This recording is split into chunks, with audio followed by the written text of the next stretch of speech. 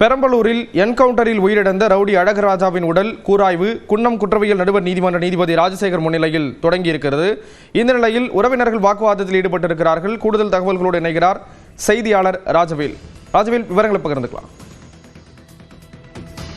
நிச்சயமாக ஸ்ரீராம், இன்று அதிகாலையில மதுரையைச் சேர்ந்த பிரபல ரவுடி வெள்ளைக்காளியை வெடிகுண்டு வீசி கொலை செய்யும் என்ற வழக்கில் கைது செய்யப்பட்ட அவருடைய எதிரிகள் அழகராஜா என்பவரை போலீசார் ஆயுதங்களை கைப்பற்ற அழைத்து சென்ற பொழுது தாக்குதலில் ஈடுபட்டதால் அவரை என்கவுண்டர் செய்தனர். இந்நிலையில் அவரது உடல் பெரம்பலூர் அரசு தலைமை மருத்துவமனையில் உடல் கூராய்வுக்காக வைக்கப்பட்டிருக்கு.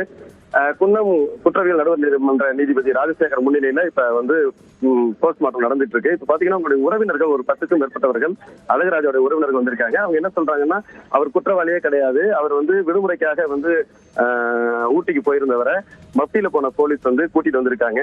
அவர் வெடிகுண்டு வீசின வழக்குலயும் அவர் தொடர்பு கிடையாது, சம்பந்தமே இல்லாம அவரை என்கவுண்டர் பண்ணியிருக்காங்க. ஒரு குற்றவாளி கிடையாது, எங்களுக்கு நியாயம் கிடைக்கணும். அடுத்தது நேரடியா மாவட்ட காவல் கண்காணிப்பாளர் எங்களுக்கு பதில் சொல்லணும் அப்படிங்கிற மாதிரியான கோரிக்கைகள் எல்லாம் வச்சு போலீசார் வாக்குவாதத்தில் ஈடுபட்டு இருக்காங்க. நீதிபதி அடையாளம் காட்டுவதற்காக இரண்டு உறவினர்கள் அழைத்த போது அதற்கும் மரம் மறுத்து அவர்கள் தொடர்ந்து வாக்குவாதத்தில் ஈடுபட்டதை தொடர்ந்து போலீசார் சமாதானம் செய்து அவர்களை அழைச்சிட்டு போய் அடையாளம் காட்ட வச்சிருக்கிறாங்க. தொடர்ந்து அவங்க எங்களுடைய உறவினர் அழகராஜா நல்லவர், அவர் குற்றவாளியே கிடையாது, இது போலீசாருடைய திட்டமிட்ட செயல் என்றும், அது மட்டும் இல்லாம அந்த வெள்ளைக்காளி சிறையில் இருந்து கொண்டே பல கொலைகளை செய்திருக்கிறார், பல்வேறு குற்ற சம்பவங்கள் ஈடுபட்டிருக்கிறாரு. அவரை அவருக்கு பாதுகாப்பு கொடுக்கிற இந்த பெரம்பலூர் மாவட்ட போலீசார் எங்களுடைய உறவினரையும் தம்பியையும் இது போல என்கவுண்டர் பண்ணிருக்காங்கன்னு சொல்லி ஆவேசத்தோட வாக்குவாதத்தில் ஈடுபட்டு பேசியிருக்காங்க. செய்தியாளர்களுக்கு பேட்டியும் கொடுத்திருக்காங்க. ஸ்ரீராம்.